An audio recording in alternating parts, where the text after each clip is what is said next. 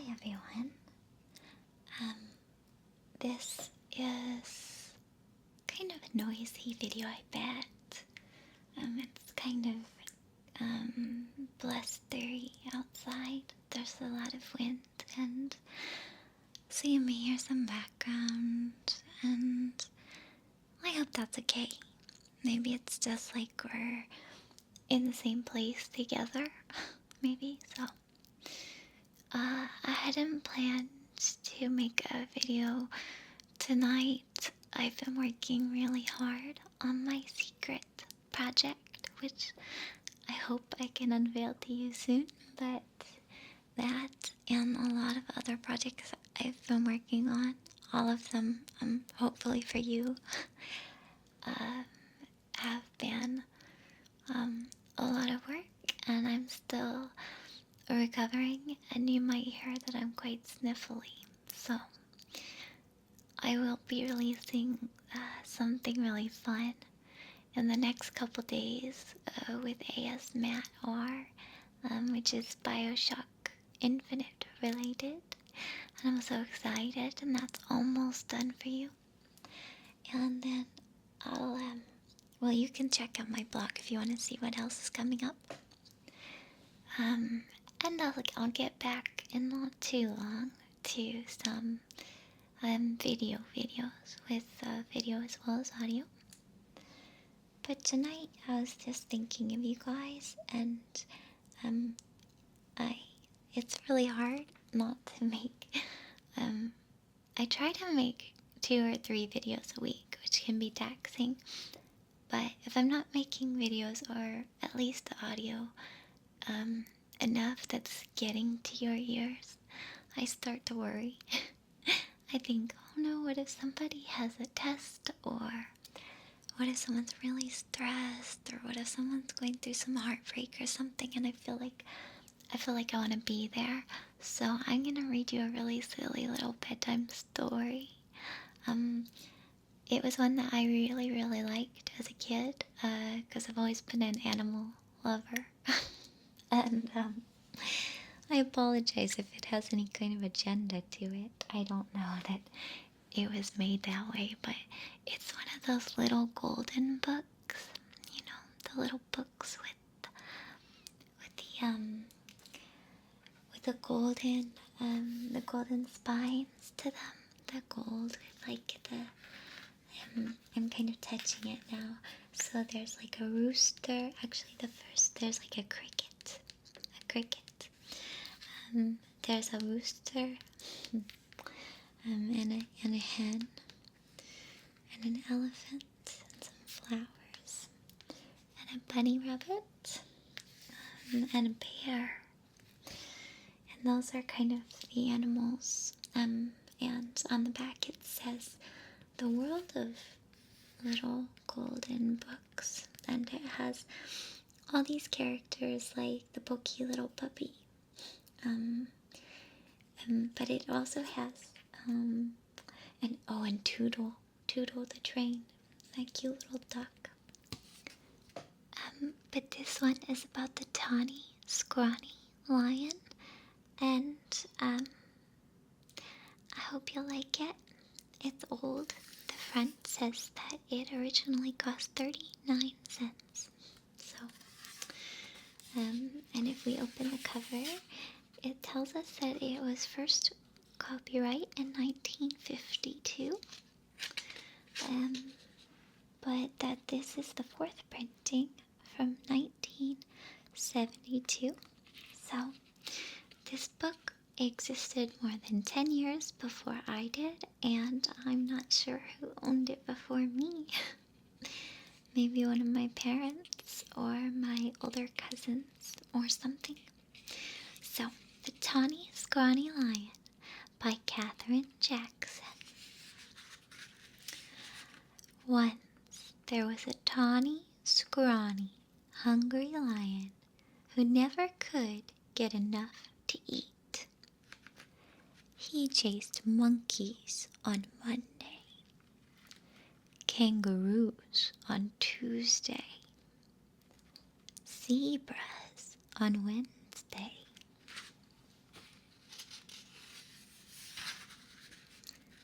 bears on Thursday, camels on Friday, and on Saturday, elephants. And since he caught everything he ran after, that lion should have been as fast as butter. But he wasn't at all. The more he ate, the scrawnier and hungrier he grew. The other animals didn't feel one bit safe. They stood at a distance and tried to talk things over with the Tawny Scrawny Lion.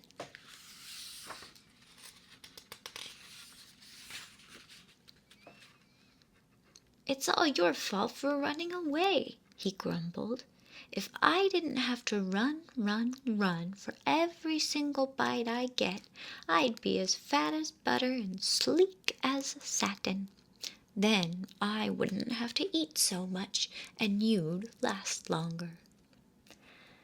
Just then, a fat little rabbit came hopping through the forest, picking berries.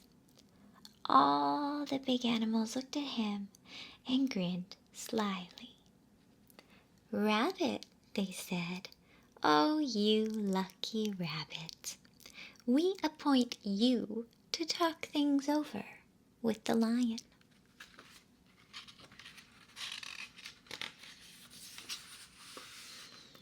That made the little rabbit feel very proud. "What shall I talk about?" he asked eagerly. "Any old thing," said the big animals. "The important thing is to go right up close." So the fat little rabbit hopped right up to the big hungry lion and counted his ribs. "You look much too scrawny to talk things over," he said. "So how about supper at my house first?"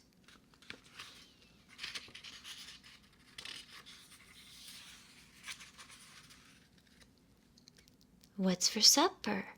asked the lion. The little rabbit said, "Carrot stew."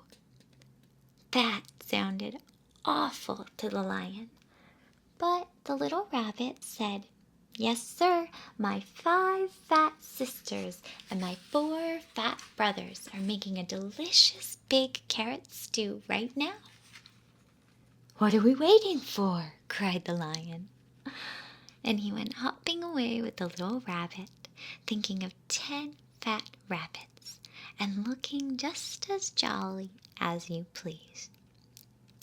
"Well," grinned all the big animals, "that should take care of Tawny Scrawny for today."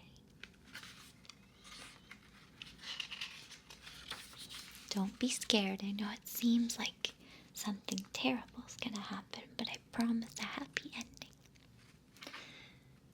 Before very long, the lion began to wonder if they would ever get to the rabbit's house. First, the fat little rabbit kept stopping to pick berries and mushrooms and all sorts of good-smelling herbs. And when his basket was full, what did he do but flop down on the river bank? "Wait a bit," he said. "I want to catch a few fish for the stew." That was almost too much for the hungry lion. For a moment, he thought he would have to eat that one little rabbit there and then.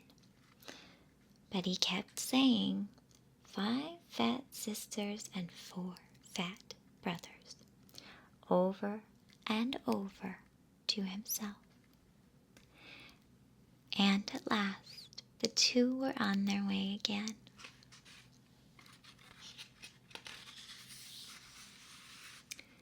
"Here we are," said the rabbit, hopping around a turn with the lion close behind him. Sure enough, there was the rabbit's house with a big pot of carrot stew bubbling over an open fire. And sure enough, there were 9 more fat, merry little rabbits hopping around it. When they saw the fish, they popped them into the stew along with the mushrooms and herbs. the stew began to smell very good indeed.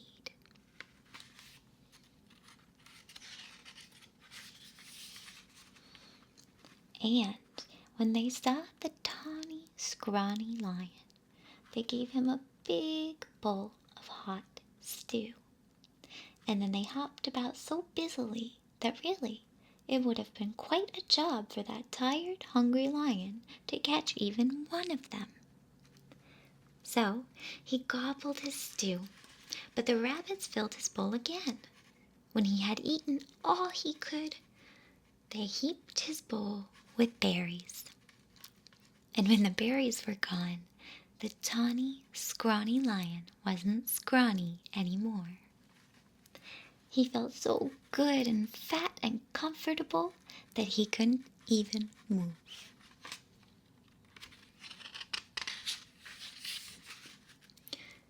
"Here's a fine thing," he said to himself. "All these fat little rabbits, and I haven't room inside me for even one." He looked at all those fine, fat little rabbits and wished he'd get hungry again. "Mind if I stay a while?" he asked. "We wouldn't even hear of your going," said the rabbits. Then they plumped themselves down in the lion's lap and began to sing songs.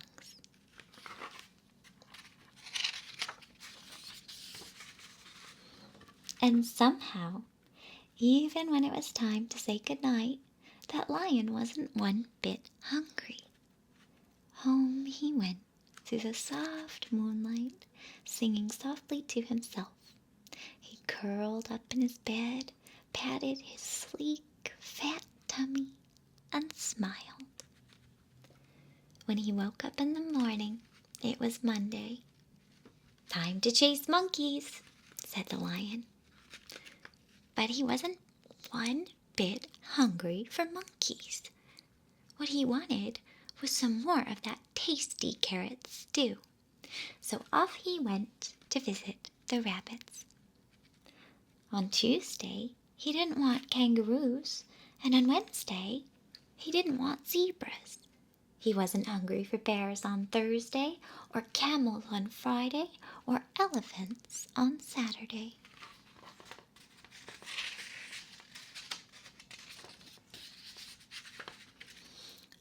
All the big animals were so surprised and happy. They dressed in their best and went to see the fat little rabbit. "Rabbit," they said. "Oh, you wonderful rabbit! What in the world did you talk to the tawny, scrawny, hungry, terrible lion about?" The fat little rabbit jumped up in the air and said, "Oh my goodness, we had such a good time with that nice jolly lion that I guess we forgot to talk about anything at all." And before the big animals could say one word, the tawny lion came skipping up the path. He had a basket of berries for the fat rabbit sisters and a string of fish for the fat rabbit brothers and a big bunch of daisies for the fat rabbit himself. "I came for supper," he said, shaking paws all around. Then he sat down in the soft grass, looking fat as butter, sleek as satin, and jolly as all get out, all ready for another good big supper of carrot stew.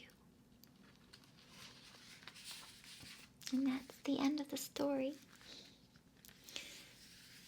And I hope maybe it brings back memories to hear a story from a little golden book. I love these. I don't know if they had them around the world. I know they were published here in America. But maybe you can look them up online if you are interested. So, I hope just like the Tawny Scrawny Lion, you've had a nice big Sunday dinner and you are ready to just rest and sleep tight. Or maybe you're beginning your day. And I wish you a lovely one. And I hope there's no need to chase monkeys or kangaroos. And I'll be thinking of you. And we will talk very